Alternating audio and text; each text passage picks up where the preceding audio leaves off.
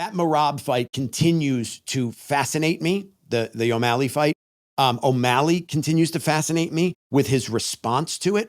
The fact that he is, I don't know if you saw it, he was playing video games with some kid and they were filming, and they had their headsets on and they were going at it and the kid was smack talking O'Malley and he was beating O'Malley in the game. He's like 16 years old. He looked young anyway. And he goes, yeah, okay. Just like you lost rounds 2, 3, 4, and 5 to Merab. Why don't you go kiss Merab's ass again? Whatever it was. And O'Malley goes, okay, actually I won 1, 3, and 5. Like, I love O'Malley because O'Malley went through the stages of grief. He just did them different.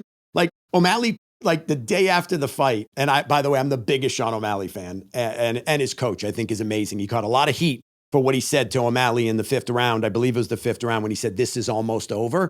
And I think people took that all wrong and they wanted to just beat up on Tim Welch. I really thought, I know what he said. When he explained it, it made perfect sense. That he meant, you're going to catch him. Like, don't worry. Yeah, you might be losing right now, but you're Sean O'Malley, bro. You're going to get him. So defending that. But Sean O'Malley going through the stages of grief, but in reverse. Fantastic. He comes out on day 1 and he's like, hey guys, it's not easy to lose, but we did. And I'm going to take it. I'm going to get better. He did that, right? So that was acceptance. You're supposed to stop at acceptance. Acceptance is the last stage of grief, right? And then he did a couple others. And then by day 3, he's like making fun of him, right? Making fun of Merab's style.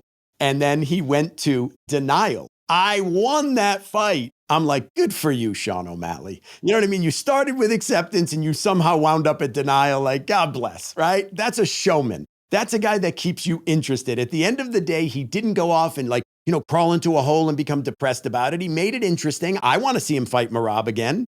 Right? I totally want to see that fight again. And Merab, my first thought when Merab won was, oh God, Dana's having a conniption fit. He just lost his most charismatic champion ever. True, Sean O'Malley's very, very, very sellable and charismatic, but Merab is doing a great job. He did a video where he bumps into a little mini for Lamborghini that looks like Sean O'Malley's and is a stuffed animal of Sean O'Malley. Bro, I never laugh so hard when he's going, brother, hey, son, you gonna be fine? Are you drunk? Are you drunk, son? And he's kissing the little doll. I'm like, okay, Merab, I see you. He's doing a really good job. These two guys, my guess is this is going to turn into a trilogy, especially if Sean wins the second fight. This is a really good matchup. Wrestler versus striker, all the classic short versus tall, super charismatic versus funny and a little strange, right? There's the coaches are involved. It's a great story. It's maybe the best story in MMA. I agree. I think they're having a lot of fun with it. And Merab does not want to fight Nurmagomedov. Sean was never offered an opportunity for a rematch because they said Nurmagomedov was next. I mean, he never even had the opportunity to go, wait a minute. What if there's controversy in this fight or this is a great fight? Don't I at least get to be considered to be the #1 contender for the very belt that I'm showing up with to Sphere? I think the answer should have been yes. I mean, to your point, I like the idea of those guys running it back. I do think that they've made it interesting. I think those things should be considered. There's nothing on paper yet. Maybe we should talk about this. Put them against both guys, like just right now. Early, I know, but just tell me, what do you see in those matchups? Well, Nurmagomedov is the favorite. They've come out, I'll just reference DraftKings on both fights. He is the favorite, and both it's 2-1.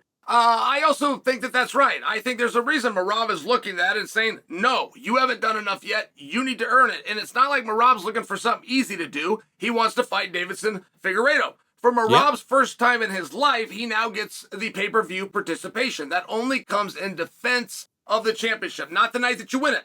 So Figueiredo, for a poster, at least seemingly, would be a lot more helpful to bringing in media and attention than perhaps Nurmagomedov. And I think that Merab's going down the right alley, but those are all compliments to Nurmagomedov. He's that good. He's that much of a problem. He's more likely to take that UFC pay-per-view participation as well as your belt away from you, your 10 or 11 fight streak away from you.